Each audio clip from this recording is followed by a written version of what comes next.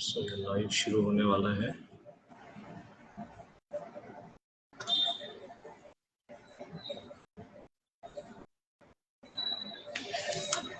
नमस्कार, मैं रविशंकर आपका फिर से स्वागत करता हूं हेल्थ पैंडेमिक्स एंड यूके इस शो में। और हमारे साथ molecular immunologist doctor Satish Ranjan है लाइव जर्मनी से। हम लोग बात कर रहे हैं कोरोना के बारे में, जो एग्जैक्ट साइंटिफिक फैक्ट्स हैं वो क्या है। नॉर्मली किसी के लिए भी जो है एक ऑथेंटिक सोर्स से इन चीज़ों को जानने से ज़्यादा फायदा रहता है, लेकिन उन इंफॉर्मेशन को हम कहाँ पर एक्सेस करेंगे और उसे समझेंगे कैसे, तो ये नॉर्मली हर किसी के लिए समझना आसान नहीं होता है। सो health pandemics and you basically इस समस्या का समाधान करने का प्रयास कर रहा है, जहाँ पर डॉक्टर सतीश रंजन हमें हमारे समझ पाने वाली भाषा में हमें समझा पा रहे हैं कि कोरोना के वायरस के बारे में हमें क्या जानकारी होनी चाहिए, उसके बचाव की क्या प्रक्रिया होनी चाहिए। और आज हम बात करने वाले हैं, जो हमने कल सेशन किया था वो हमारे फेसबुक पेज पर अवेलेबल है। आप डॉक्टर सतीश रंजन के फेसबुक पेज हेल्थ परामर्श पर भी उसे देख सकते हैं। और आज ये सेशन लाइव है except diagnosis programme for stress physio community page के ऊपर। तो आज जो हम बात करने वाले हैं वो डॉक्टर सतीश रंजन हमें इस बारे में बताएंगे कि कोरोना डिजीज या इन्फेक्शन के जो अलग अलग स्टेजेस हैं उसमें हमें किस बारे में कंसर्न होने की जरूरत है, क्योंकि पैनिक होने से कोई समस्या का हल नहीं निकलता है। हमारे पास जानकारी रहेगी, अंडरस्टैंडिंग एक रहेगी, तो हमें ये पता होगा कि हमने करना क्या है, या डॉक्टर यदि हमें कोई बात बता रहे हैं तो उस चीज के ऊपर संयम से क्या समझना चाहिए, किस प्रकार से समझना चाहिए, तो ये जानकारी आज हम लेंगे। सो डॉक्टर सतीश, स्वागत है आपका फिर से इस प्रोग्राम में। लेकिन इससे पहले कि हम आज शुरू करें, एक सवाल हमारे पास आया था कल के सेशन से कि यदि किसी को वैक्सीनेशन लेने के ठीक पहले यदि एक ऐसा वायरल इन्फेक्शन है जो कि कोविड नहीं है, सर्दी जुकाम कुछ हुआ है और किसी ने कोविड का इंजेक्शन ले लिया है, तो नॉर्मली वैक्सीन में हम एक एट्यूनेटेड ऑर्गेनिज्म जो कमजोर कोरोना वायरस है, हम उसे शरीर में वर्चुअली प्रवेश करा रहे हैं। तो क्या उसके बाद से यदि किसी और वायरल की वजह से शरीर की इम्यूनिटी उस वक्त ऑलरेडी कॉम्प्रोमाइज्ड होती है, तो वैक्सीनेशन लेने के बाद क्या कोरोना होने की संभावनाएं उस वक्त ज्यादा है? क्योंकि ये सवाल इसलिए आया है क्योंकि काफी सारी न्यूज आ रही है कि कोरोना वैक्सीन लेने के बाद जो है लोगों को कोरोना का इन्फेक्शन लगा है। तो इस चीज के बारे में आप हमें क्या बताना चाहेंगे? सबसे पहले नमस्कार सभी को। तो सीधा जैसा सवाल रवि ने पूछा कि कोरोना वैक्सीन, इसमें दो चीज है कि कोरोना वैक्सीन पहला है कि आपको कब लेना चाहिए, ठीक है, उसके बाद कोरोना वैक्सीन का क्या क्या परिणाम हो सकता है, दोनों चीज के बारे में एक एक करके बात करते हैं। तो कोई भी वैक्सीन आपको उस समय लेना चाहिए जब आप बिल्कुल स्वस्थ हैं। पहली बात, अगर आप स्वस्थ नहीं है, आपको किसी तरह का सर्दी जुकाम फीवर है, तो उस स्टेज में आपको कोई भी वैक्सीन लेने की जरूरत नहीं है।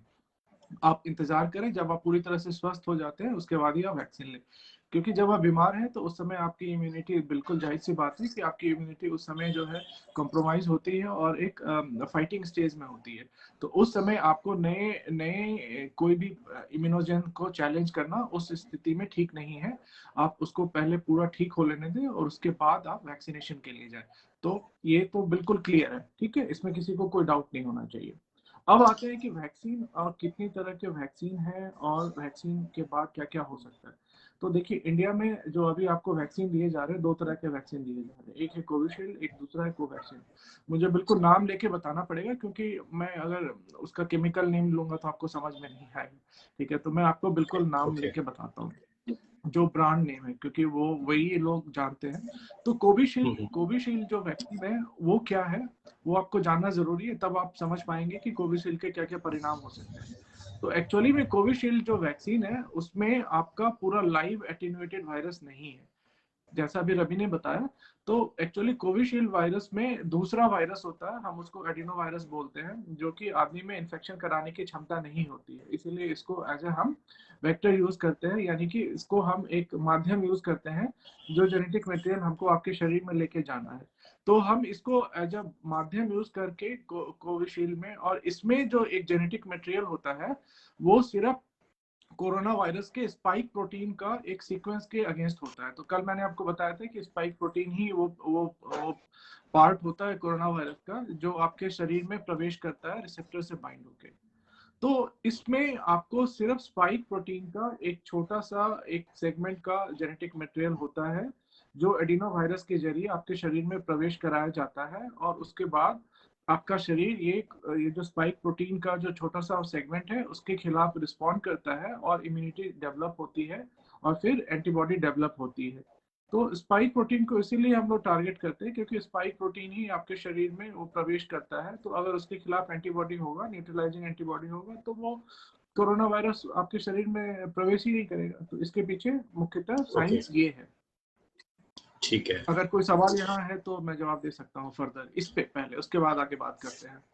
नहीं तो बेसिकली जो एक सवाल ये आ रहा है कि जैसे कोविशील्ड कई लोगों ने इस्तेमाल किया, तो क्या दोनों के जो शरीर पर अंतर है? जैसे एक जनरल एक इन्फॉर्मेशन जो हर जगह से हमें सुनने को मिलती है कि कोविशील्ड से थोड़ी सी परेशानियां लोगों को हो रही है कि कोविशील्ड लेने के बाद जैसे जो भी क्लिनिकल फीवर है या बॉडी एक्स है वो थोड़े से ज्यादा रिपोर्ट हो रहे हैं एज कम्पेयर टू कोवैक्सीन।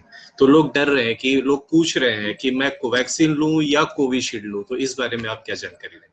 तो अभी कोविशील्ड के बारे में जैसे मैंने बताया कि कोविशील्ड किस तरह का वैक्सीन है, तो अब आपको कोवैक्सीन के बारे में बता देता हूँ कि कोवैक्सीन किस तरह का वैक्सीन है, तो आपको बिल्कुल एक कंसेप्ट क्लियर हो जाएगा कि दोनों में अंतर क्या है। कोवैक्सीन जो है वो पूरा लाइव एटेन्यूएटेड वायरस है, तो उसमें वायरस को इनएक्टिवेट करके आपके शरीर में डाला जाता है ताकि उसमें खुद से डिजीज कराने की क्षमता नहीं होती है, यानी कि वो खुद से आपको डिजीज नहीं करा सकता है आइडियली। ठीक है, वो सिर्फ आपके शरीर में एक इम्यूनोजेनिसिटी यानी कि इम्यूनोलॉजिकल रिस्पांस पैदा करेगा और वो वायरस जो है उसके खिलाफ आपका शरीर जो है एंटीबॉडी, और जो कल मैंने बताया था चारों कंपोनेंट ऑफ जो आपके इम्यून सिस्टम है वो एक्टिवेट होंगे, तो उसके खिलाफ आपके शरीर में एंटीबॉडी और जो सेल्स जो मैंने कल बताया था वो सारा इम्यूनिटी तैयार कर देगा। तो यहाँ पे जो सबसे बड़ा अंतर है कि आपको कोवैक्सीन में पूरा लाइव एटेन्यूएटेड वायरस है, ठीक है, और आपको कोविशील्ड में सिर्फ छोटा सा एक जेनेटिक सीक्वेंस है स्पाइक प्रोटीन का। तो दोनों का रिस्पांस बिल्कुल अलग होगा, दोनों के साइड इफेक्ट्स अलग अलग होंगे और दोनों की एफिशिएंसी भी बिल्कुल अलग अलग हो सकती है। ठीक है, अब साइड इफेक्ट, जैसा अभी रवि ने पूछा कि साइड इफेक्ट्स के बारे में, तो आपको मैं कोविशील्ड का साइड इफेक्ट के बारे में अच्छे से बता सकता हूँ क्योंकि कोविशील्ड का साइड इफेक्ट जो है यूरोप में अच्छे तरह से स्टडी किया गया है, और प्रॉब्लम ये है कि हिंदुस्तान में इनके साइड इफेक्ट्स के बारे में या इनका जो भी प्रॉपर साइंटिफिक स्टडी है इसका डेटा ही अवेलेबल नहीं है। तो मैं आपको कोविशील्ड के बारे में जो साइंटिफिक डेटा यूरोपियन स्टडी से उसके बारे में मैं आपको अच्छे से बता देता हूँ कि उसमें क्या क्या प्रॉब्लम होती है और क्या क्या सीवियर प्रॉब्लम हो सकती है। कोविशील्ड में माइल्ड सिम्टम्स जो है वो तो जाहिर सी बात है वो होती है, माइल्ड सिम्टम जो है आपको रहेगी, ठीक है, वो पर्सन टू पर्सन वेरी करेगी, उसके लिए आपको चिंता करने की जरूरत नहीं है।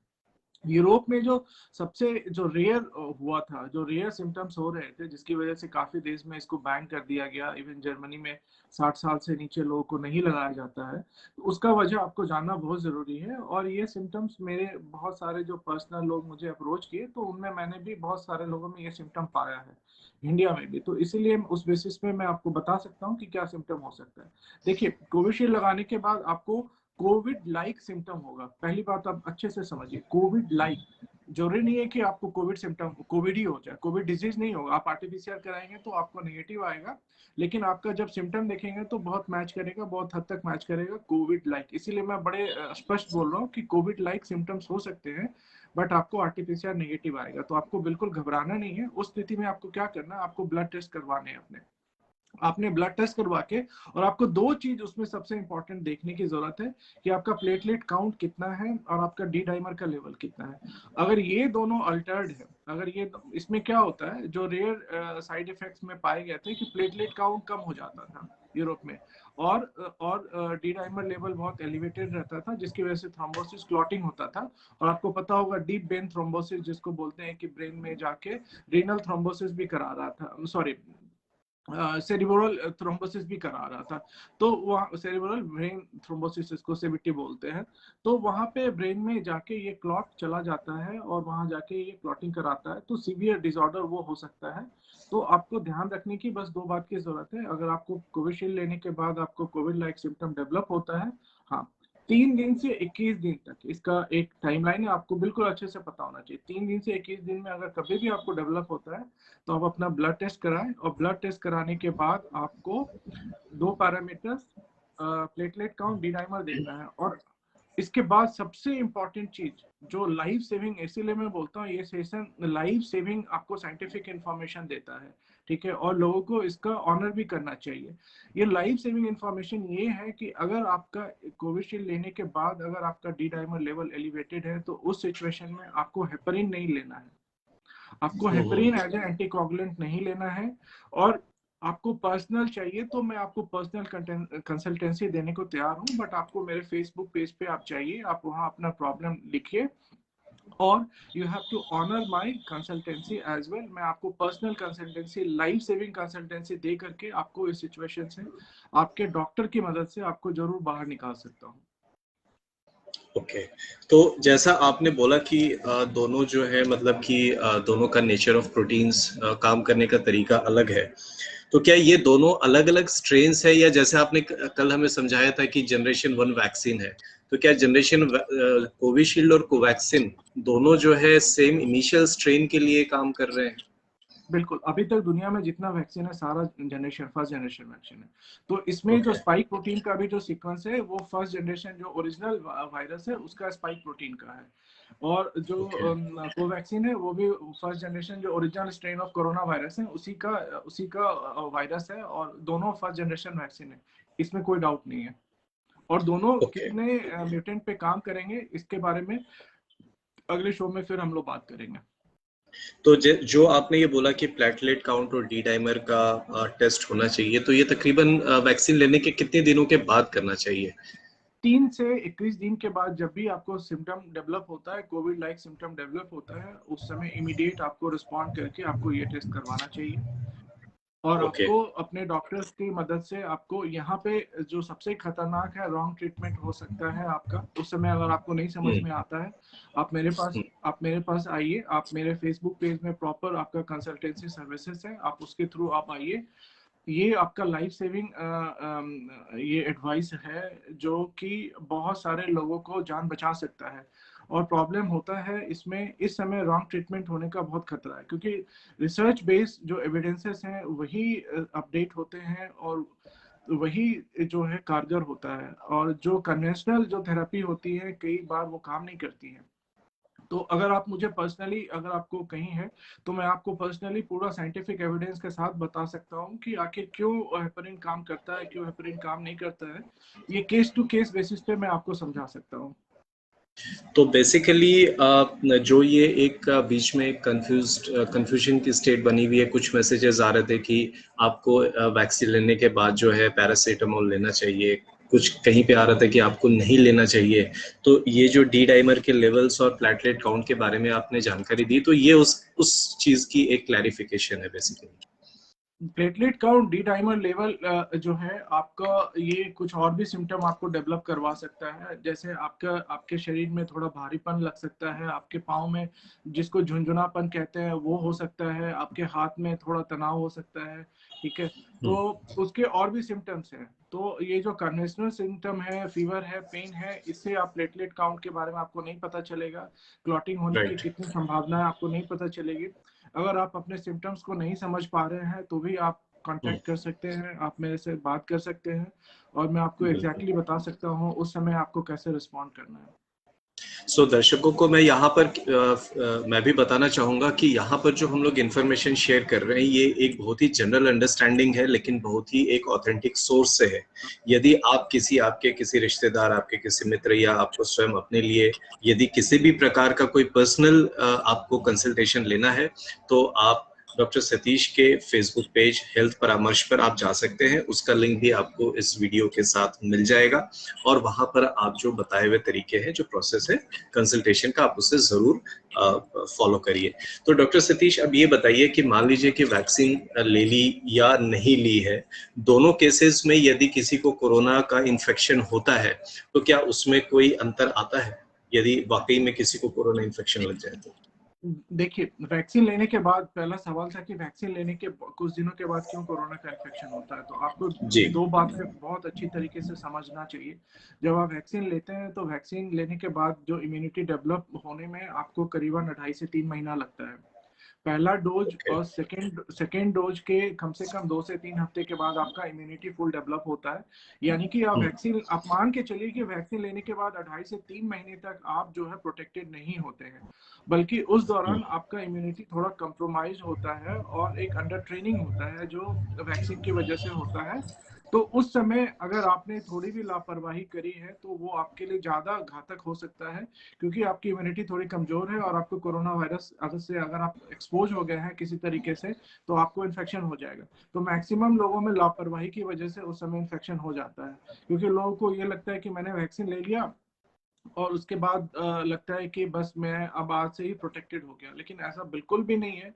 आपको 3 महीने तक आपको बहुत ज्यादा प्रिकॉशन लेनी, बल्कि पहले से ज्यादा प्रिकॉशन लेने की जरूरत पड़ती है, क्योंकि मैंने बताया कि आपका उस समय इम्यूनिटी जो है अंडर ट्रेनिंग होता है या माइल्डली कंप्रोमाइज होता है।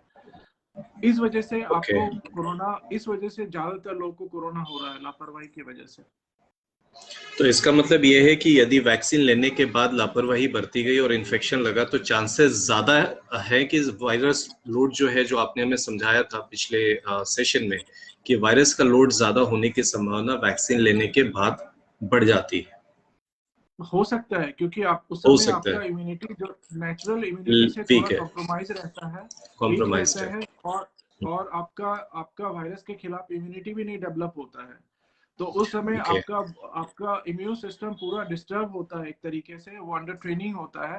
तो उस समय आपका हो सकता है इम्यून रिस्पांस उतना स्ट्रांग ना हो जो कि नेचुरली विदाउट उस समय आपके वैक्सीनेशन के बगैर हो। तो इसीलिए डिजीज सिवियरिटी भी हो सकती है। हाँ, अगर आप फुल्ली ज्यादा। वैक्सीनेटेड हैं, अगर आप फुल्ली वैक्सीनेटेड हैं और आपको सेकेंड डोज के 1-2 हफ्ते के बाद जब आप फुल्ली वैक्सीनेटेड है, आप अपना आईजीजी टेस्ट करवा के देख सकते हैं कि उसका लेवल कितना है। उस समय अगर आपको कोरोना का इन्फेक्शन होता है अगर किसी वजह से, तो आपकी डिजीज सिवियरिटी तब आपको कम हो सकती है, क्योंकि उस समय आपका बॉडी तैयार होता है एक उस स्ट्रेन, जिस स्ट्रेन में के खिलाफ आपने वैक्सीन लिया है उसके सिर्फ उसके खिलाफ इम्यूनिटी तैयार रहती है। हाँ, अगर वो ओके। इम्यूनिटी जो नई नई जो म्यूटेंट है अगर उसके खिलाफ काम करेगी तो वो आपको बचाएगी, अगर वो काम नहीं करेगी तो आपको नहीं बचाएगी। बिल्कुल क्लियर है ये, इसमें कोई डाउट नहीं है। तो इस बारे में जैसे जो इन्फॉर्मेशन आती है कि कोविशील्ड या कोवैक्सिन जो भी ब्रांड्स यूज हो रहे हैं, तो वो दूसरे नए स्ट्रेन्स के लिए भी कारगर है, तो उसे इस तरह से समझा जा सकता है। तो दूसरे नए डॉक्टर, हाँ एक जी। मिनट रुकना चाहूंगा, दूसरे नए स्ट्रेन के लिए कारगर है, इसके पास हमारे पास कोई सबूत नहीं है। एक सबूत मैंने कल आपको सिर्फ साउथ अफ्रीकन वेरिएंट के खिलाफ दिया था कि कोविशील्ड, कल मैं इस पे एक अलग से शो करूंगा। क्योंकि हमारे इंडिया में क्या होता है ना कि ये साइंटिफिक बॉडी आती है और ट्विटर पे ये एक लाइन बोल के चली जाती है कि इसके खिलाफ, अरे इसके खिलाफ सबूत, अगर इसके खिलाफ किसी भी स्ट्रेन के खिलाफ काम करती है तो उसका साइंटिफिक एविडेंस होता है, वो सारा साइंटिफिक डेटा चाहिए। आप साइंटिफिक डेटा लेके क्यों नहीं आते हैं? सिर्फ आप बोल देते हैं कि खिलाफ काम कर रहा है तो लोग कैसे मान लेंगे? ये साइंटिफिक, ये कोई गोलगप्पा नहीं है कि आपने बोल दिया कि ये टेस्टी है और आप जाके आप खा लो इसको। ये एक साइंटिफिक एविडेंस, इसका पूरा साइंटिफिक वैलिडेशन होता है। आपने जो न्यूट्रलाइजिंग एंटीबॉडी बनती है हमारे शरीर में, उससे आपको टेस्ट करके देखना होता है कि ये डिफरेंट वेरिएंट पे कैसे काम कर रहे हैं, उसको न्यूट्रलाइज कर पा रहे हैं कि नहीं कर पा रहे। ये सारा साइंटिफिक एक्सपेरिमेंट करके आपको सारा डेटा लेकर के इसका वैलिडेशन होता है, इसका पीर रिव्यू होता है, उसके बाद आपको लोगों के बीच में लाना होता है। तब लोग, साइंटिफिक लोग इस पे यकीन करते हैं कि हाँ आपने जो कहा वो सही है। सिर्फ बोलने से और सिर्फ एक स्टेटमेंट और मीडिया में आके आपने एक स्टेटमेंट दे दिया, इसका कोई वैलिड, इसका कोई एक्सेप्टेंस नहीं है साइंटिफिक कम्युनिटी में। ओके, सो बेसिकली दर्शकों को हम यहाँ पे बताना चाहेंगे कि जो एक ये कंफ्यूजन है, आप कि डॉक्टर ने कुछ बताया है, कोई एक साइंटिफिक कम्युनिटी बता रही है, और एक रजिस्टर्ड ऑथराइज्ड जो मेडिकल ऑर्गेनाइजेशंस है, तो किसी भी जानकारी, खास करके यदि वो इन सोर्सेज के थ्रू नहीं आ रही है, उन सोर्सेज में आपके कंफ्यूज होने के चांसेस ज्यादा हैं। तो हमेशा सोर्स ऑफ इंफॉर्मेशन, इवन की साइंटिफिक बॉडी, जैसे डॉक्टर सतीश कह रहे हैं कि यदि कोई ऐसी स्टेटमेंट दी जाती है तो उसके पीछे का कोई ना कोई सोर्स ऑफ रिसर्च या एथिक्स कमेटी की कोई रिपोर्ट या कुछ भी ऐसा जरूर होता है। तो यदि आप किसी भी नई रिपोर्ट या नई स्टेटमेंट को देख करके यदि आप घबरा रहे हैं, तो आपको कायदे से उसके पीछे की बेस्ड रिसर्च, हो सकता है आपको वो रिसर्च रिपोर्ट समझ में ना आए, तो आप उस तरह की स्थिति में आप डॉक्टर सतीश से भी कंसल्टेशन ले सकते हैं। जी डॉक्टर साहब। लेकिन आपको बिल्कुल, आपको कोई भी इंफॉर्मेशन आती है, आप पर्सनली नहीं लेना है, आपको सोर्स ऑफ इंफॉर्मेशन क्वेश्चन करना चाहिए। आपको सेंसेशनल मेडिसिन के बारे में कोई भी डॉक्टर आपको बता देते हैं कि आप ये मेडिसिन ले लो, 3 दिन में कोरोना खत्म हो जाएगी। आप उनसे पूछिए कि आपने इस पे क्या रिसर्च किया है, आप अपना रिसर्च डेटा दीजिए, और आप किस डिजीज के, अभी मैं आगे बात करूंगा कि किस डिजीज के किस स्टेज के बारे में आप बात कर रहे हैं, आप पूरा सोर्स ऑफ इंफॉर्मेशन दीजिए। आप इस तरह रातों रात सेंसेशनल होने के लिए लोगों को मिसगाइड मत कीजिए, इससे लोगों का रॉन्ग ट्रीटमेंट हो जाता है और उससे लोगों का जान चला जाता है। तो इस तरह के इंफॉर्मेशन को आप उसको वैलिडेट कीजिए कि ये साइंटिफिक इंफॉर्मेशन है भी कि नहीं है। सिर्फ एक डॉक्टर को जाके कह देता है तो आप उसके पीछे जो है आप अपना रॉन्ग ट्रीटमेंट करके और अपना लाइफ से अपना हाथ धो लेते हैं। तो कोई भी इंफॉर्मेशन को आप प्रॉपरली आप उसको वेरीफाई करें, जब तक वो वेरीफाइड नहीं है तब तक उसको आप प्रैक्टिस में तो एटलीस्ट नहीं लेने के आना चाहिए आपको। तो मैं यहाँ दर्शकों के लिए ये सिंप्लीफाई करना चाहूंगा कि आपको डॉक्टर सतीश का जो कहना है कि जो एक मेन स्ट्रीम ट्रीटमेंट का तरीका चलता आ रहा है कि और उसमें कई तरह की परेशानी आती है कि जैसे कोई भी जो रेमडेसिविर इंजेक्शन है या दवा है वो मार्केट में क्योंकि डिमांड इतनी हाई है इंडिया में और वो सप्लाई नहीं हो पा रही है, तो सडनली किसी एक नई मेडिसिन या ऑल्टरनेट के बारे में यदि आपको पता चलता है तो आप जल्दीबाजी ना करें। आप जो है उसके पीछे के साइंटिफिक बेस को जानने, तो वहां तक पहुंचने का प्रयास करें, rather than just asking anybody. आपको जो है जो सबसे सही जानकारी मिल सकती है, चाहे जिस डॉक्टर ने आपको रेफर किया है कि ये एक नई मेडिसिन है, नई चीज है, आप उसके बारे में जरूर जानकारी लें, क्योंकि ये हेल्थ का मसला है। ये सभी का अधिकार है कि जो आपको जानकारी दी जा रही है, जो आम एक कन्वेंशनल या स्टैंडर्ड सिस्टम चल रहा है, उससे यदि कुछ नया या कुछ नया अलग हटके आ रहा है आपके पास, और आपको उसे एज अ सर्विस अपने फैमिली, अपने फ्रेंड्स के लिए ऑप्ट करने या उसके बारे में जानकारी इकट्ठा करने की जरूरत पड़ती है, तो ऑलवेज मेक श्योर कि आप उसके पीछे के साइंटिफिक वर्क के ऊपर जरूर नजर डालें। यदि आप उसे नहीं समझ पा रहे हैं तो आप डॉक्टर सतीश या इनके जैसे जो भी रिसर्चर्स हैं, आप इनके कांटेक्ट में आप आए, आप उन्हें खोजें, क्योंकि ये पैंडेमिक है, ये पूरे विश्व को इसने इस वक्त ग्रिप कर रखा है। पैंडेमिक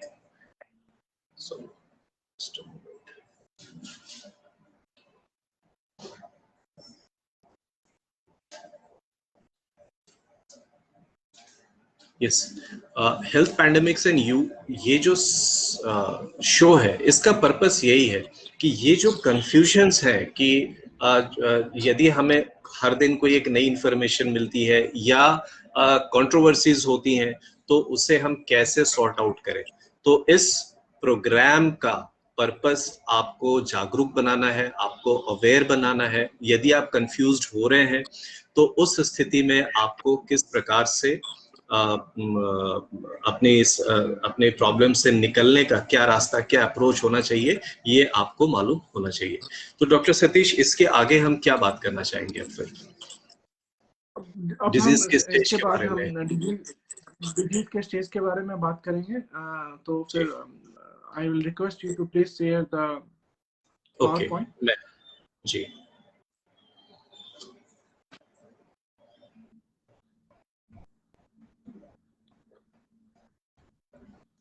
तो बेसिकली आज हम बात करते हैं कि ये कोविड जो डिजीज है, ये डिजीज में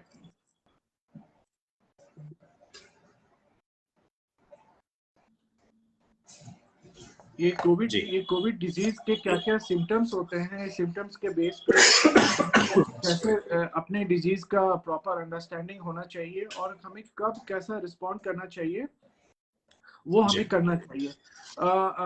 Ravi, please can you check your streaming is going on everywhere because somebody is asking me कि it's still showing it will start soon. Please once check it's live on all pages or not.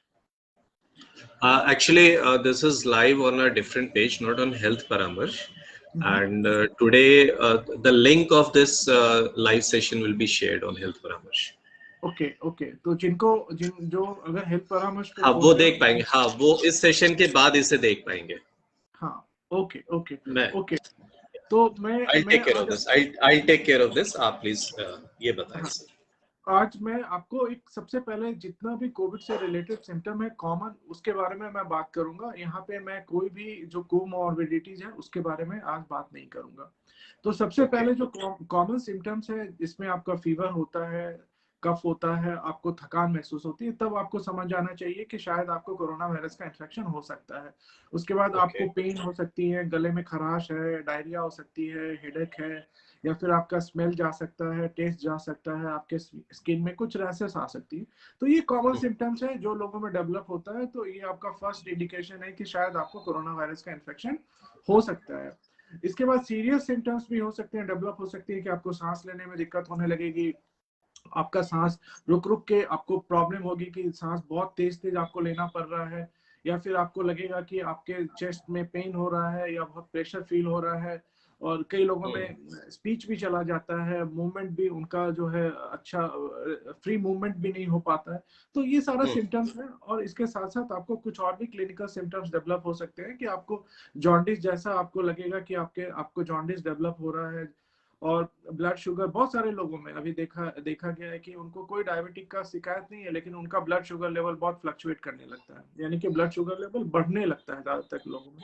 और बहुत सारे लोगों को psychological disorders भी होने लगते हैं। आज भी मेरे पास 2-3 केसेस आए हैं जिनको ये शिकायत थी कि नर्वसनेस हो रहा है, थोड़ा हेलुसिनेशन टाइप का फील। तो ये सारा कुछ आपको, ये सारा सिम्टम्स आपके कोविड से रिलेटेड है। लेकिन ये सारा can you please go next? Yes. तो आज मैं ये सारे सिम्टम्स के बेस पे ना मैं आपको समझाना चाहता हूँ कि आखिर ये कैसे डिजीज में ट्रांसलेट होता है, और ये कैसे कोरोना वायरस कैसे कैसे आपको शरीर में इन्फेक्ट करके, और ये सारा सिम्टम्स क्यों होता है। तो वो उसका ये सिम्टम्स जो है आपको बताता है कि आपके शरीर में कुछ ना कुछ दिक्कतें हैं। तो वो दिक्कतें कहाँ कहाँ होती है वो मैं आपको समझाता हूँ, और उसके लिए क्या क्या हमको टेस्ट करना पड़ता है वो मैं आपको अच्छे से समझाता हूँ। तो ये कोरोना वायरस है, ये इसका स्पाइक प्रोटीन अगर आप देखेंगे लेफ्ट साइड में जो पहला फिगर है, कैन यू गो बैक? तो जो हाँ ये जो स्पाइक प्रोटीन है, ये स्पाइक प्रोटीन देखिए बाइंड करता है आपका रिसेप्टर से, एस रिसेप्टर। और उसके बगल में एक और आपको TMP RSS2 करके एक मॉलिक्यूल दिखाई दे रहा है। ये मॉलिक्यूल एक्चुअली, ये मॉलिक्यूल लेफ्ट साइड ऊपर, ये मॉलिक्यूल लेफ्ट साइड यहाँ पे जो स्पाइक प्रोटीन है जहाँ बाइंड कर रहा है H2 रिसेप्टर के साथ। तो ये मॉलिक्यूल हाँ ये रिसेप्टर से बाइंड कर रहा है। उसके बगल में लेफ्ट साइड में अगर आप देखेंगे तो TMP RSS2। तो ये भी एक सीरीन प्रोटीन होता है हमारे सेल में, जो कि स्पाइक प्रोटीन को प्राइमिंग करता है। और उसके बाद ये स्पाइक प्रोटीन बाइंड करके और आपके शरीर में प्रवेश कर जाता है इस रिसेप्टर के जरिए। और ये रिसेप्टर लंग्स में बहुत ज्यादा होता है, तो इसीलिए लंग में सबसे पहले इसका इन्फेक्शन हो जाता है। तो अब अगर आप 1 पे जाएंगे, डायरेक्ट साइटोलाइटिक ऊपर जाए, डायरेक्ट साइटोटॉक्सिक इफेक्ट में जो नंबर 1 है उसमें देखें तो ये आपका वायरस बाइंड करके आपके शरीर में लंग्स में प्रवेश कर गया है। तो सीधा सीधा ये आपके लंग्स के सेल्स को डैमेज भी कर सकता है और ब्लड कैपिलरी को भी डैमेज कर सकता है। अब दूसरा जो इसका पार्ट है, जो पार्ट सेकेंड जो है डिसरेगुलेशन ऑफ रास। तो ये रास क्या होता है? रेनिन एंजियोटेंसिन एल्डोस्टेरिन सिस्टम होता है ये। Second right. तो ये क्या होता है? ये पूरा सिस्टम, ये लीवर, किडनी और आपके ब्रेन से जुड़ा हुआ सिस्टम होता है।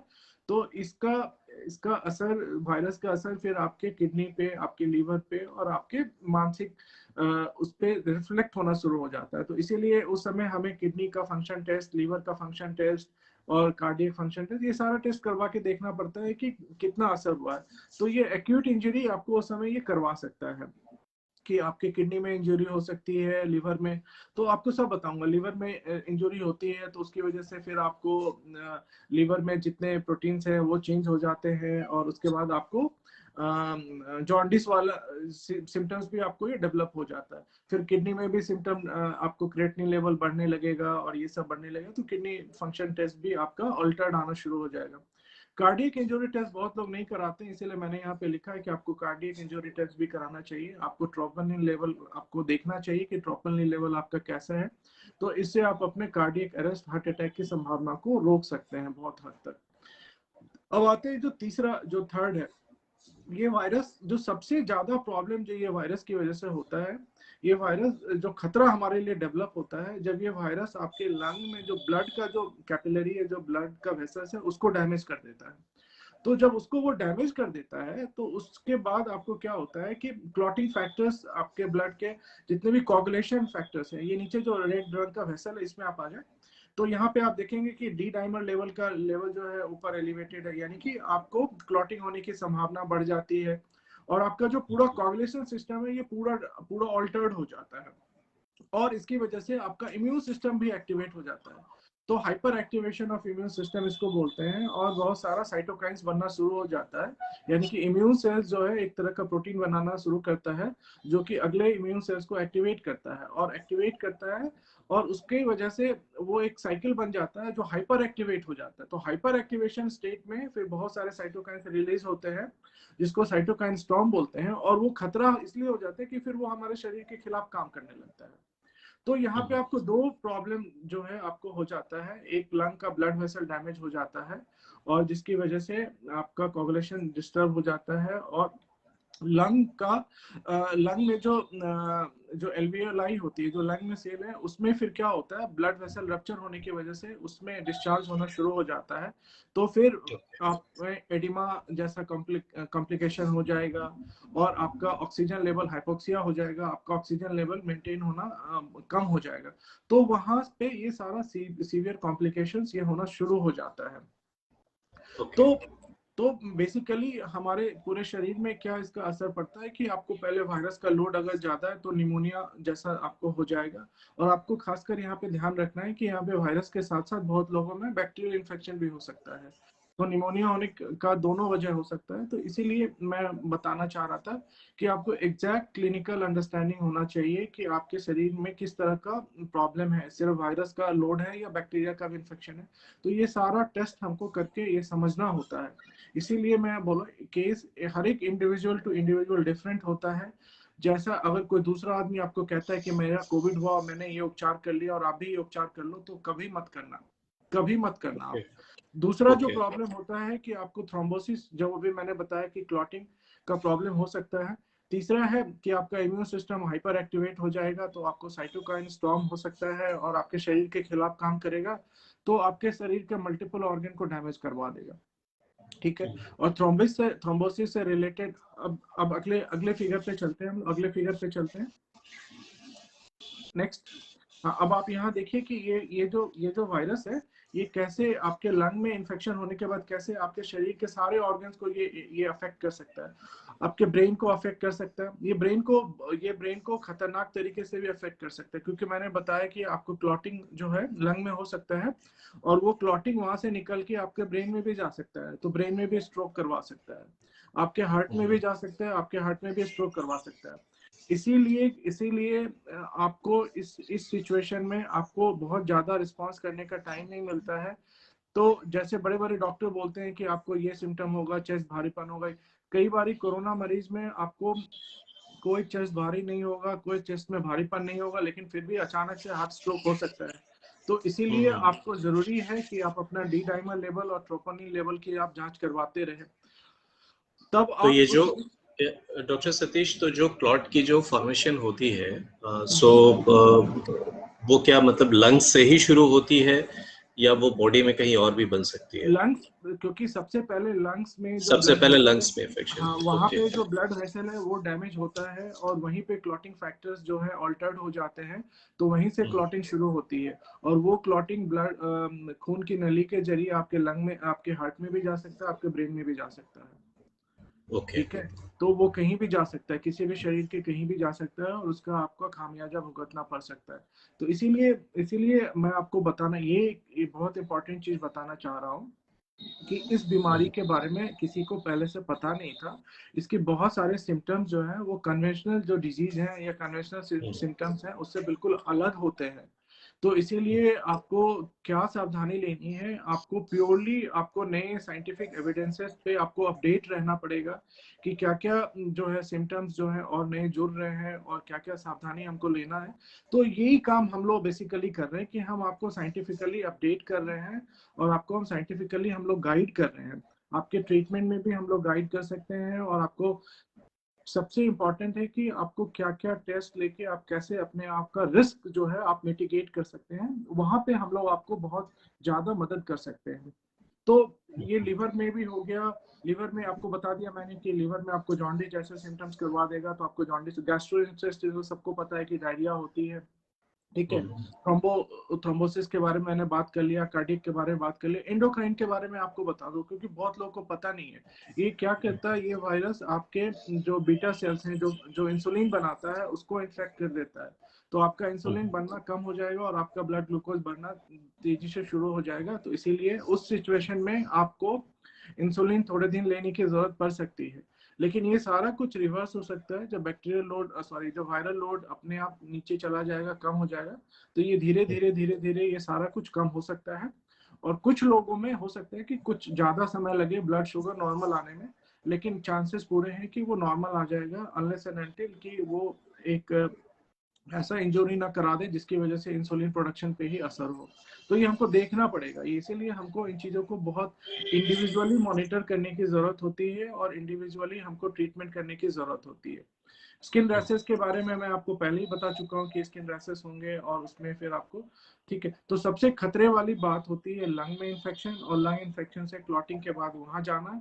और दूसरा जो लंग का ब्लड वेसल है वो जो रप्चर होता है उसका हमारे पास कोई ट्रीटमेंट नहीं है इस समय, हम उसको उसको ट्रीटमेंट नहीं कर पाते हैं। वो अगर डिस्चार्ज होना, फ्लूइड डिस्चार्ज हो जाता है और ऑक्सीजन लेवल नहीं मेंटेन कर पाता है तो हम हाई ऑक्सीजन डे पे रखते हैं और उस समय हमें बहुत सारी सावधानी लेने की जरूरत पड़ती है। मैं आपको अगले स्लाइड में बताता हूँ। यहाँ पे देखिए मैंने आपके अंडरस्टैंडिंग के लिए मैंने बहुत सिंपल जो है जो बहुत कॉमन सिम्टम्स है उसको क्लासिफाई कर दिया है ताकि आप अपने डिजीज का जो सिवियरिटी आप उसको समझे और आप किस स्टेज में है। तो अब अगर आपको ये सिम्टम्स बिल्कुल माइल्ड हल्की कफिंग है, और देखिए आपको कब से मॉनिटर करना ज्यादा जरूरत है, जब आप किसी कोविड पेशेंट के सस्पेक्ट, कोई भी कोविड सस्पेक्ट है या कोविड कंफर्म पेशेंट है उसके संपर्क में आए हैं, या फिर आप कहीं अस्पताल में या कहीं वैक्सीन सेंटर में गए हैं, कहीं एक्सपोज हुए हैं, और वहां से आने के बाद अगर आपको एक एक 2 दिन या 3 दिन के बाद कुछ भी सिम्टम डेवलप होता है तो उस समय से आपको सावधानी लेने की जरूरत हो जाती है। तो अगर आपको माइल्ड कफिंग होती है, हल्की छींक आती है, फीवर है, हेडेक है और आपको उस समय ब्रीदिंग में कोई प्रॉब्लम नहीं है, तो उस समय आप अपना कोविड टेस्ट करवाएं। आप ज्यादा पैनिक में नहीं है, आप अपना पहले कोविड टेस्ट करवाएं। आप कोविड टेस्ट करवाने के लिए आप आरटीपीसीआर पे ही सिर्फ भरोसा करें। आप आरटीपीसीआर टेस्ट एक दिन हम लोग अलग से सेशन करेंगे डायग्नोस्टिक के बारे में, आज सिर्फ हम लोग इस बारे में बात करेंगे। तो आप, ठीक है, आप अपना आरटीपीसीआर करवाएं और आरटीपीसीआर टेस्ट को पहले आप देखिए कि आपका क्या है और उसके अकॉर्डिंगली आपको रिस्पॉन्ड करना है। अगर आपको माइल्ड है, सिम्टम्स माइल्ड है, तो आपको बहुत सारा मेडिसिन इस समय अवॉइड करने की जरूरत है। आपको सेल्फ ट्रीटमेंट बिल्कुल नहीं करना चाहिए इस समय। बहुत सारे मेडिकेशंस में क्या होता है, डॉक्टर आपको एंटीबायोटिक्स और बहुत सारे मेडिकेशंस दे देते हैं जिसकी आपको इस समय जरूरत नहीं होती है, और आप यहाँ से आप अपने आप को रिकवर करवा सकते हैं। आपका नेचुरल इम्यूनिटी अगर बहुत अच्छा है तो आपका वायरस लोड भी बहुत अगर ज्यादा नहीं है तो रिकवर हो जाता है। लेकिन इस समय अगर आप अपने शरीर में बहुत ज्यादा मेडिकेशन, सेल्फ मेडिकेशन कर देंगे तो माइल्ड से मॉडरेट होने में आपको ज्यादा वक्त नहीं लगेगा, क्योंकि आपका जरूरत जिस मेडिसिन का नहीं है अगर आप वो मेडिसिन लेते हैं तो आपकी इम्यूनिटी जो है और कंप्रोमाइज हो जाती है, तो वायरस जो है और एग्रावेट हो जाएगा और आपका सिम्टम्स बढ़ जाएगा। और मेरे पास जितने केसेस आए हैं उसमें 60 to 70% ऐसे लोग मुझे मिले हैं जो सेल्फ मेडिकेशन की वजह से माइल्ड टू मॉडरेट हो गए हैं, और जो लोग माइल्ड में मेरे पास आए वो मेडिकेशन अवॉइड किए हैं तो वो परसिस्टेंटली माइल्ड ही रहे और वो रिकवर भी कर गए। लेकिन जिन्होंने बहुत ज्यादा मेडिकेशंस लेकर के सुनी सुनाई बात पे गए हैं वो माइल्ड से मॉडरेट भी हो गए हैं। और मॉडरेट में क्या होता है, फिर आपको कफिंग बहुत ज्यादा बढ़ जाएगी, आपको आपका आपका जो है फीवर बहुत हाई फीवर रहेगा, फिर आपको ब्रीदिंग प्रॉब्लम शुरू हो जाएगी। उस समय बस आपको ये ध्यान रखना है कि आपका जो ऑक्सीजन कॉन्सेंट्रेशन है वो आपका 90 to 93% आपके रूम एयर में अगर मेंटेन हो रहा है तो ठीक है। तो यहाँ तक आपको कोई बहुत ज्यादा घबराने की जरूरत नहीं है, क्योंकि ये सिचुएशन में भी आप अच्छे से रिकवर हो सकते हैं। इस समय आपको सो बेसिकली डॉक्टर सतीश, यहाँ पे मैं क्लैरिटी रखना चाहूंगा कि ये जो आपकी जो इंफॉर्मेशन है, ये खास करके उन लोगों के लिए ज्यादा जरूरी है जो सेल्फ मेडिकेशन, जो डॉक्टर्स के पास जाने के बजाय जो है किसी भी प्रकार से किसी और सोर्स से जो कि अनरिलायबल सोर्स है वहां से खास करके पता करके अपना इलाज या अपना एक कंक्लूजन निकालने का प्रयास करते हैं कि ये मेरी स्थिति है तो ये इलाज मैं कर लेता हूँ तो इससे मुझे फायदा होगा। सो बेसिकली जो मॉनिटरिंग है और जैसा डिजीज की स्टेज है और जिस तरह की तकलीफ है उसके हिसाब से जो है मैनेजमेंट बहुत ही साइंटिफिकली होना चाहिए। और इस चीज के लिए आपको जरूर से जरूर डॉक्टर्स, यदि आप साइंटिफिक कम्युनिटी तक नहीं पहुंच पा रहे हैं अपने जानकारी को वैलिडेट करने के लिए, तो डॉक्टर की सलाह के बिना किसी भी तरीके से आपको खुद से इलाज करने का प्रयास नहीं करना है, क्योंकि ये काफी खतरनाक हो सकता है, जानलेवा हो सकता है। जी डॉक्टर साहब। और ये इसी की वजह से आप देखिए तो हमारे यहाँ डिजीज सिवियरिटी बहुत बढ़ जाती है, क्योंकि बहुत बढ़िया। ये जो पैनिक है ना, देखिए ये काउंटर प्रोडक्टिव होता है। पैनिक हमेशा कभी भी प्रोडक्टिव नहीं होता, हमेशा काउंटर प्रोडक्टिव होता है। तो जी। लोग का सेल्फ मेडिकेशन की वजह से सिवियरिटी भी बढ़ती है, और इसके बाद आपका पैनिक लेवल भी बढ़ जाता है, और इसका फिर काउंटर प्रोडक्टिव ये होता है कि लोग फिर ज्यादा पैनिक में आके फिर ज्यादा सेल्फ मेडिकेशन की तरफ जाते हैं। तो इसीलिए आपके पास साइंटिफिक नॉलेज है, आपके पास प्रॉपर क्लासिफिकेशन है, आपको प्रॉपर अंडरस्टैंडिंग है कि मैं किस स्टेज में हूँ और मुझे इस समय क्या करना चाहिए, तो आप बहुत अच्छे से आप कोविड मैनेजमेंट कर सकते हैं और आप अपने आप को रिकवर करवा सकते हैं। लेकिन रॉन्ग इन्फॉर्मेशन, मिस इन्फॉर्मेशन में आकर के अगर आप पैनिक में रश करेंगे तो फिर आपको खामियाजा भुगतना पड़ सकता है। तो आपको अब जैसे सीटी स्कैन के बारे में लोग कहते हैं कि बस कुछ हुआ नहीं, सीटी स्कैन करवा लो। बिल्कुल नहीं करवाना है। माइल्ड में है तो आपको एचआरसीटी करवाने की कोई जरूरत नहीं है, क्योंकि ये एचआरसीटी रेडिएशन बेस्ड होता है और रेडिएशन से आपका इंजुरी और बढ़ता है। रेडिएशन इंजुरी से ब्लड वेसल्स के डैमेज में और जो जो इसमें जो सिम्टम्स हैं उससे ज्यादा बढ़ने का खतरा रहता है। आप इसको ये मत समझिए कि मैं एचआरसीटी करवा के और इससे मुझे कोई खतरा नहीं है, बिल्कुल ऐसा नहीं है। इसीलिए एचआरसीटी आपको तभी कराना चाहिए जब आपको बहुत हेवी कफिंग हो रहा है, आपको चेस्ट में बहुत ज्यादा कंजेशन है, पेन हो रहा है, महसूस हो रहा है, और हल्का हल्का किसी तरह का आपको कभी कभार आपको ब्रीदिंग में लगता है कि मुझे थोड़ा बहुत प्रॉब्लम है, उस समय आप एचआरसीटीसी करवाएं। और उसके बाद अब अपना स्कोर देखिए कि आपका स्कोर क्या है। उसकी स्कोरिंग की जाती है 0 to 25। तो 0 to 7 तक आप बिल्कुल माइल्ड होते हैं, उसमें आपको कुछ चिंता करने की जरूरत नहीं है। 8 से 17 में मॉडरेट होते हैं, और 17 से 25 जो है फिर सीवियर होते हैं। लेकिन एचआरसीटी के बारे में फिर मैं किसी और दिन बात करूंगा, क्योंकि एचआरसीटी में भी आपको दो चीज जानने की बहुत जरूरत है कि आपका वायरल लोड कितना है और आपका थ्रोम्बोसिस कितना है। इसके बारे में फिर हम किसी और दिन बात करेंगे। ठीक है। वहां पे लोगों को बहुत बड़ा कंफ्यूजन है, बहुत बड़ा कंफ्यूजन है। मैं बहुत लोगों को देखा हूँ और उस कंफ्यूजन में बहुत रॉन्ग ट्रीटमेंट होता है। इसीलिए मैं आपको बार बार बता रहा हूँ कि आपको सही अंडरस्टैंडिंग बहुत जरूरी है आपको सही ट्रीटमेंट के लिए। ओके। इसके बाद जो होती है वो सीवियर केसेस में आपको सबसे पहले ये बाकी जो सिम्टम है ये तो बढ़ जाएगा, और उसके बाद आपका ऑक्सीजन लेवल कम होना शुरू हो जाएगा। अगर ऑक्सीजन लेवल आपका कम हो रहा है, रेस्पिरेशन रेट बढ़ रहा है, तो और आपका कोरस्पॉन्डिंगली एचआरसीटी स्कोर भी ज्यादा है, ठीक है। लेकिन आप ये बिल्कुल मत समझिएगा कि अगर एचआरसीटी स्कोर ज्यादा है और अगर आपका ऑक्सीजन लेवल मेंटेन है तो आप बहुत सीवियर है। ये ओके। इसको आपको बहुत बहुत पैरामीटर्स को हमको बहुत अच्छे से समझने की जरूरत है कि हर एक इंडिविजुअल पैरामीटर्स और सिम्टम्स के हिसाब से हमको क्लासिफाई करना की जरूरत है, और उसके हिसाब से हमको रिस्पॉन्ड करने की जरूरत है।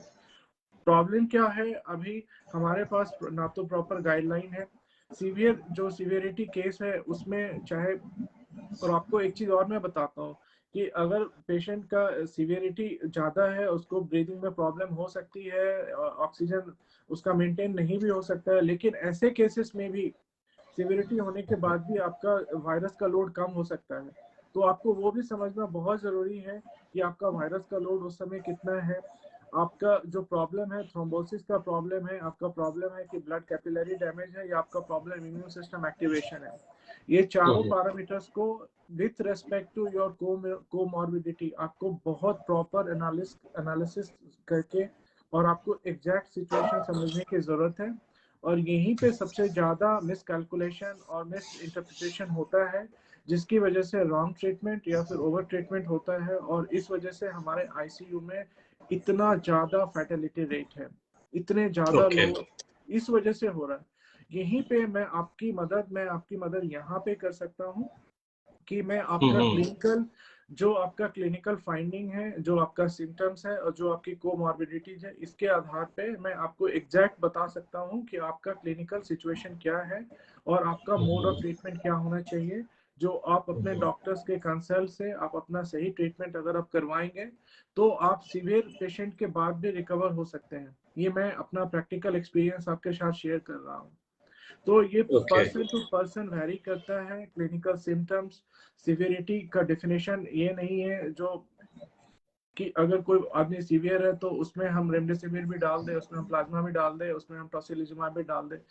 हो सकता है कि हमें उनकी जरूरत ना हो सकता है कि सिर्फ हमें उसका डी डाइमर एलिवेटेड है तो सिर्फ हमको डी डाइमर कंट्रोल करने की जरूरत है। उसमें भी फिर बहुत सारा सिचुएशन अराइज हो जाता है कि जो प्रेस्क्राइब्ड अभी जो एंटीकोगुलेंट है वो काम करता है या नहीं करता है, तो भी आपको समझने की जरूरत है कि मेरे पास अल्टरनेटिव है। तो है अल्टरनेटिव, मैं आपको बताऊंगा कि क्या अल्टरनेटिव है। आपको वो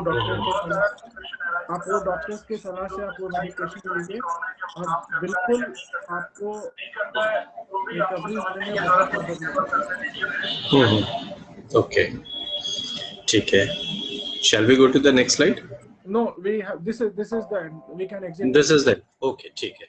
आज हम बस सिर्फ डिजीज के बारे में बात करेंगे, बस इसके इससे जो भी रिलेटेड टॉपिक्स है वो हम अगले दिन बात करेंगे। ठीक है डॉक्टर साहब।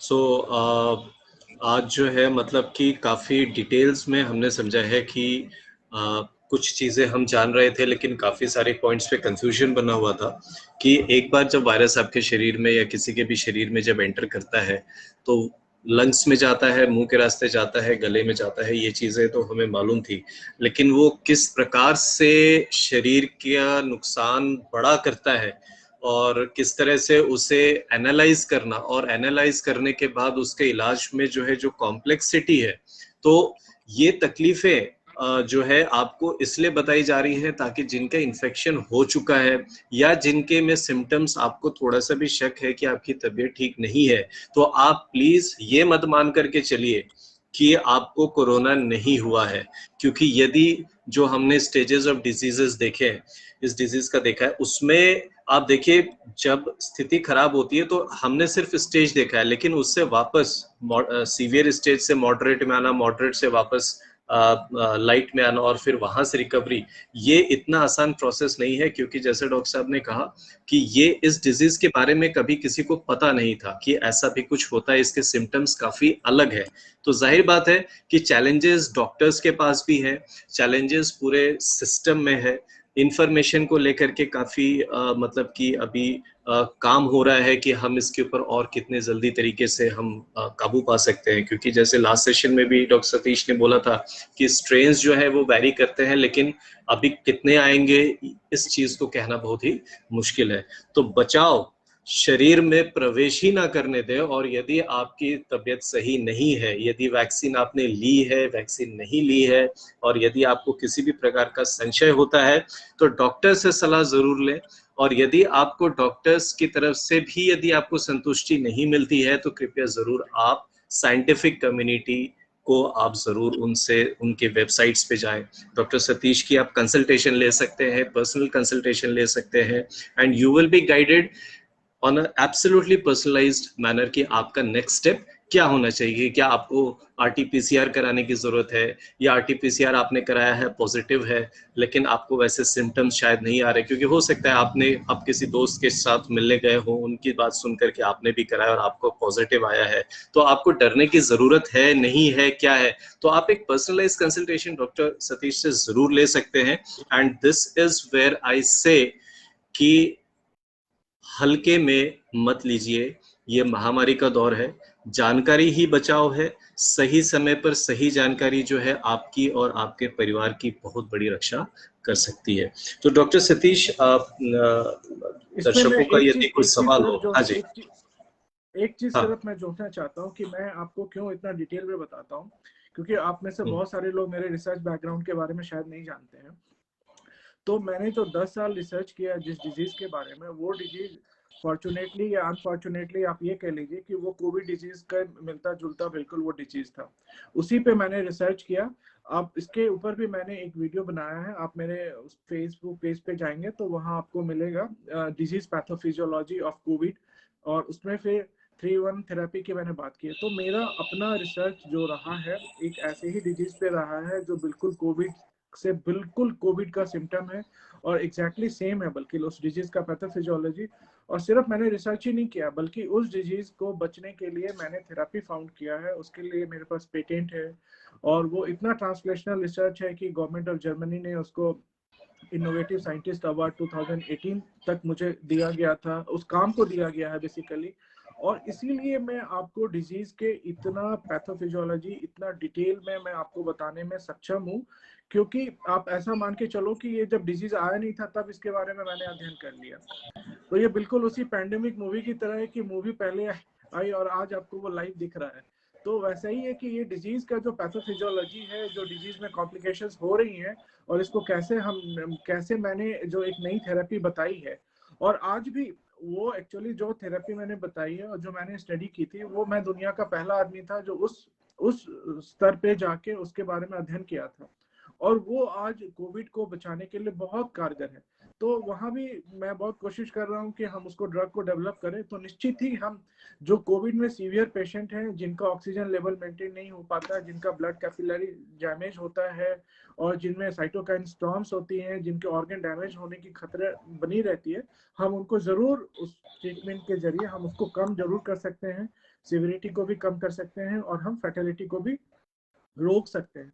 तो इसीलिए अगर आपको मेरे रिसर्च बैकग्राउंड के बारे में जानना है तो आप वहां जाके वो वीडियो भी देख सकते हैं, तब आपको पता चलेगा एग्जैक्टली मैंने क्या रिसर्च किया है और क्यों मैं इतना डिटेल में आपको बता पा रहा हूँ, क्योंकि ये मेरा अपना रिसर्च है और अपने रिसर्च के बेसिस पे मैं आपको बहुत सही जानकारी और सही नॉलेज आपको दे सकता हूँ।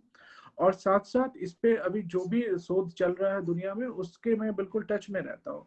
तो जो भी रिजल्ट आता है, चाहे कोविशील्ड के बारे में हो, चाहे कोविशील्ड के साइड इफेक्ट्स के बारे में हो, चाहे ट्रीटमेंट जो भी, क्योंकि अभी देखिए इसका कोई ट्रीटमेंट नहीं है, सारा ड्रग रीपर्पस किया जाता है।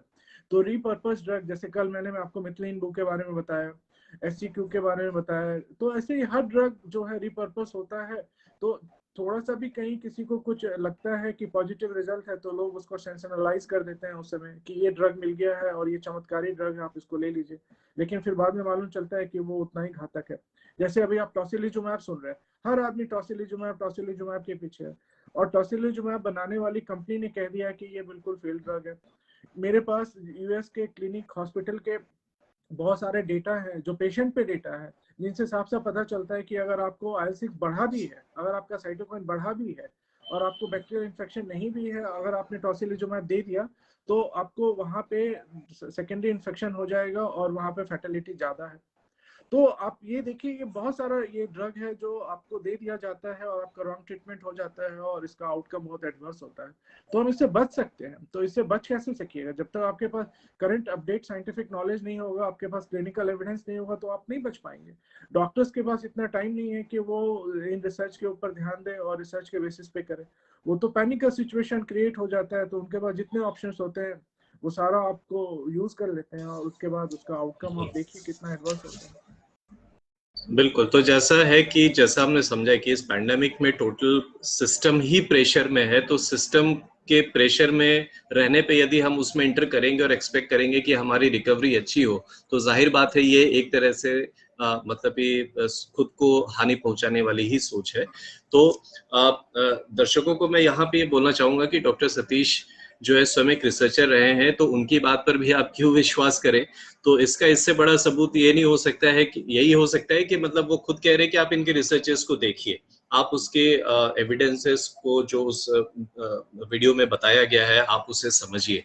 सो किसी भी प्रकार के, और यदि आपको ये लगता है जैसे कई जगह पर सोशल मीडिया में आ रही है कि डॉक्टर्स जो है या किसी भी तरह का कोई एक इंटरनेशनल रैकेट चल रहा है, ये चल रहा है, देखिए रैकेट चल रहा हो नहीं चल रहा हो ये मैटर इस वक्त नहीं करता है। इस वक्त मैटर ये करता है कि हम जान अपनी बचाए, और जो जिसे इन्फेक्शन लगने के चांसेस हैं या लग चुका है उसके लिए नेक्स्ट स्टेप क्या होना चाहिए, तो ये चीजें अपने हाथ में है। इंटरनेशनल रैकेट यदि कोई चल भी रहा हो तो वो उसको कंट्रोल करना देखना वो हमारे हाथ में नहीं है, हमारे हाथ में है अपने स्वास्थ्य की रक्षा करना। यदि हमें कोई कंफ्यूजन है तो उसे सही प्रकार से एड्रेस करते हुए खुद को वापस स्वस्थ करना, अपने परिवार को स्वस्थ रहने में मदद करना। तो यदि आपका कोई सवाल है तो आप यहाँ कमेंट्स बॉक्स में लिख सकते हैं। जो हेल्थ पैंडेमिक्स एंड यू का जो अगला सेशन होगा वो मंगलवार को होगा, वो डॉक्टर सतीश के फेसबुक पेज हेल्थ परामर्श पर होगा, उसका लिंक भी आपको इस फेसबुक पेज पर दिया जाएगा। यदि आप ऑलरेडी उस पर हैं तो आपको ट्यूसडे को वो उस इवेंट का लाइव होते ही आपके पास इंफॉर्मेशन आ जाएगी। तो मैं आपसे गुजारिश करूंगा कि हमने बहुत ही सिंपल तरीके से, जितना भी आसान हो सकता है, हम लोग पैंडेमिक के सिचुएशन को जो है आपकी समझने वाली आसान भाषा के तौर पे हम लोग इस प्रोग्राम के माध्यम से लाने का प्रयास कर रहे हैं। ज्यादा से ज्यादा लोगों को जोड़िए, ज्यादा से ज्यादा लोगों को ये बताइए कि ये आपको किसी भी प्रकार की बात पर यकीन नहीं करना है। आपको यदि डॉक्टर से, क्योंकि जैसा डॉक्टर सतीश ने बोला कि अभी डॉक्टर्स पैंडेमिक की सिचुएशन है और हम लोग हेल्थ केयर सिस्टम से हैं, हमें पता है कि डॉक्टर्स के पास इस वक्त क्या स्थिति है, जितनी मैन पावर है, जितना स्किल सेट है, वो जितनी जरूरत है, जितने ज्यादा लोग बीमार पड़ रहे हैं, और वो बीमार जैसा हम इस कार्यक्रम में समझ पा रहे हैं कि जानकारी के अभाव में हम खुद अपना नुकसान करते हैं और फिर हम डॉक्टर के पास जाते हैं कि आप हमारा इलाज करिए। और लेटेस्ट, और सबको ये पता है कि दवाइयों की शॉर्टेज है और जो है कोई बहुत सारे ऑप्शंस हमारे पास अवेलेबल नहीं है, हमें गलत मेडिसिन मिल रही हैं शायद, क्योंकि अब जैसा जिस दवा का नाम डॉक्टर साहब ने लिया और वो कंपनी खुद कह चुकी है कि ये बहुत ही सक्सेसफुल ड्रग नहीं है या ये फेल्ड ड्रग है। तो इस तरह की बहुत सारी चीजें हैं। डॉक्टर के पास क्या है, वो तो मरीज का इलाज करना चाहते हैं, वो उसे जान उसकी बचाना चाहते हैं, और ये बहुत ही स्थिति जो है मुश्किल वाली घड़ी है। बचाव करिए अपना, मास्क जरूर पहनिए। हमने जिन्होंने हमारा पिछला सेशन नहीं देखा है, आपको उसका लिंक जो है वो मिल जाएगा। N95 मास्क जरूर इस्तेमाल करें। कहीं बाहर से किसी से मिल करके आ रहे हैं तो हाथ धोने और नहाने के अलावा भाप जरूर लें, वो बहुत ही इंपॉर्टेंट एस्पेक्ट है। सोशल डिस्टेंसिंग को तो आप गलती से भी उसमें ढिलाई ना करें। तो doctor Satish, thank you so much for coming today for this session. और मंगलवार को हम लोग किस बारे में, हम लोग अगला सेशन हम लोग किस बारे में करेंगे, इसका क्या अंदाजा दे सकते हैं आप?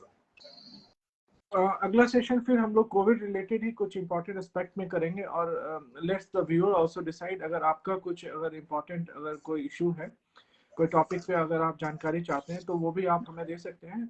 तो we are open to that. जो भी आपका सजेशन आएगा हम उसको भी लेकर के हम उस पे भी हम बातचीत कर सकते हैं। ठीक है। सो वो जो सजेशंस है या क्वेरीज हैं, दर्शक यहाँ पर कमेंट्स बॉक्स में हमें लिख सकते हैं, और हम अगला जो भी सेशन करेंगे, हम जैसे आज भी हमने एक पिछले क्वेश्चन के साथ शुरुआत की है, तो हम लोग उन सवालों के साथ शुरुआत करेंगे। So thank you so much, and we are signing off from this session for today. Any comments, आप यदि बाद में भी इस कार्यक्रम को देख रहे हैं तो आप अपने सवाल कमेंट्स बॉक्स में लिख सकते हैं। आप हेल्थ परामर्श पेज पे जा सकते हैं। आपके यदि किसी मित्र, किसी परिवार वाले को यदि पर्सनलाइज कंसल्टेशन समझने की स्थिति उनकी गंभीर बनी हुई है, या उन्हें किसी भी प्रकार का संदेह है, संशय है, तो आप प्लीज डॉक्टर सतीश के हेल्थ परामर्श पेज पर जाकर के उनके पर्सनलाइज कंसल्टेशन जरूर लीजिए। So thank you so much doctor Satish. Thank you very much. Take care and good bye. नमस्कार। Thank you.